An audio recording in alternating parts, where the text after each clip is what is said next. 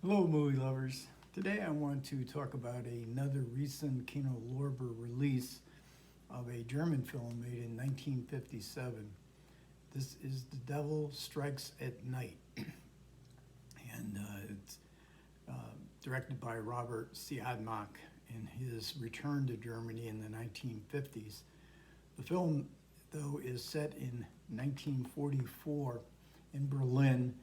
Um, and it is essentially in the summer, and it's around the time of D-Day, um, when it was becoming apparent to a lot of people that the war was not going to be won.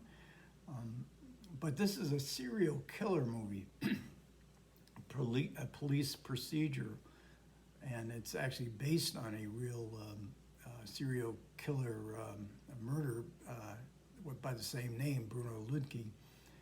Um, but it does have certainly that cat and mouse element of the police procedural, but it kind of morphs into more or less a social portrait of what German society had become, of a corrupt society, um, and uh, in which the non-political crime really doesn't exist.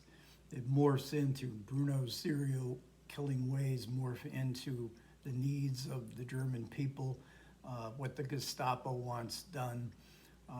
It's the clash between truth and reality, a society that is um, uh, fully enmeshed in a delusional world, in which there is no more truth, there is no more justice.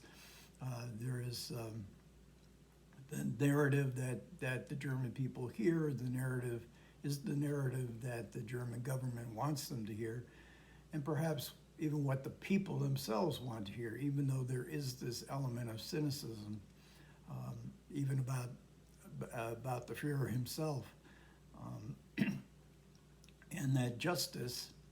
There is no sense of actual justice. Justice is what benefits the German people, as one of the characters in the movie say.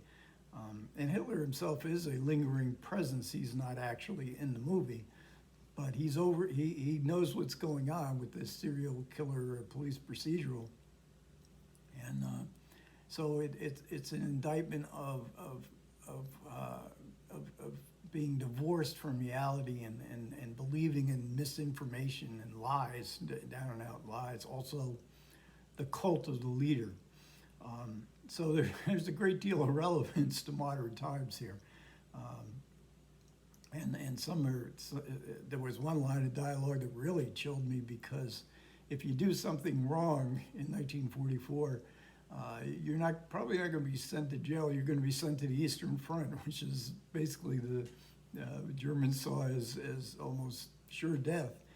And when they're discussing about being at the Eastern Front and then having to go back again, one of the characters says, "Oh, the Russians can be nasty," and I should laugh at that, because obviously it's an irony that you can see a film from what, 60 some years ago, and see all this relevance, as Western democracies themselves seem to be turning towards this idea of. There is no reality except what your leader tells you is the reality. And the movie is anchored by the detective, who is a homicide detective, and you might wonder, as you see the bombing of Berlin, the government is telling the people there is no bombing, yet they know there's bombing in Berlin. What is the importance of one person dying, where thousands of people are dying every day? But this homicide detective has ideals, and he has a sense of justice, and he believes he has found a horrible criminal. But what is the state going to do with him? Would this horrible criminal cast aspersions on the great German Reich, because he had been strangling people for years? So there's a lot going on that's really interesting in this film, and And of course, I'm assuming the reason that this film, Kino Lorber is releasing it because of Robert Siodmak, who many of their Kino Lorber releases are his famous Hollywood film noirs. And they recently also released, and I did a video on this 1930s German film Robert Siodmak directed, Farewell, before he emigrates to the U.S. and becomes famous. And he made probably more successful film noirs than any other director while he was in Hollywood. But he was then, he was making a film, The Crimson Pirate, I think, with Burt Lancaster, in which Burt Lancaster, who Robert Siodmak had made a star in The Killers, was now a producer, and Siodmak didn't like this idea. He thought the actor as producer was worse than the studios. So he was lured back to Germany, where he made about 5 different movies, but eventually, and this movie was actually was one of the 5 foreign films nominated for an Oscar in its year. But then he was offered the same kind of material that he didn't want to make anymore in Hollywood, in Germany. So he eventually does come back to the U.S. And I think his last film was a Custer of the West, I think, with Robert Shaw, I believe in 1969. And we get a commentary by Imogen Sarah Smith here, and I mean, it's just so well constructed commentary, and she just hits on everything, the historical context of post-war German cinema, which has been virtually ignored until recent years. For me, again, an undiscovered, and probably for most cinephiles, an undiscovered country, undiscovered bunch of movies that can now be reevaluated.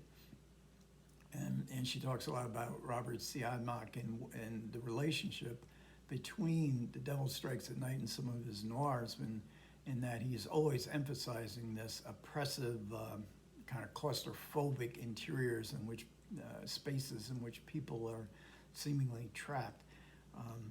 But this is realism. This is a realistic noir rather than expressionistic noir. You don't see the same kind of lighting in this movie.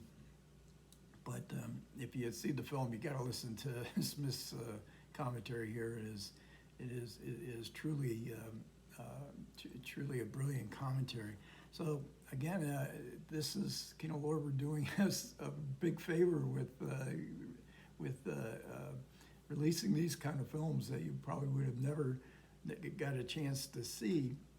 This one is really good. I mean, it's as a portrait of Germany done by a German Jew coming back to Germany at the in the post-war period. Very few of the Hollywood directors did come back. Fritz Lang came back, Bernard Wicki, I think, but that's pretty much it.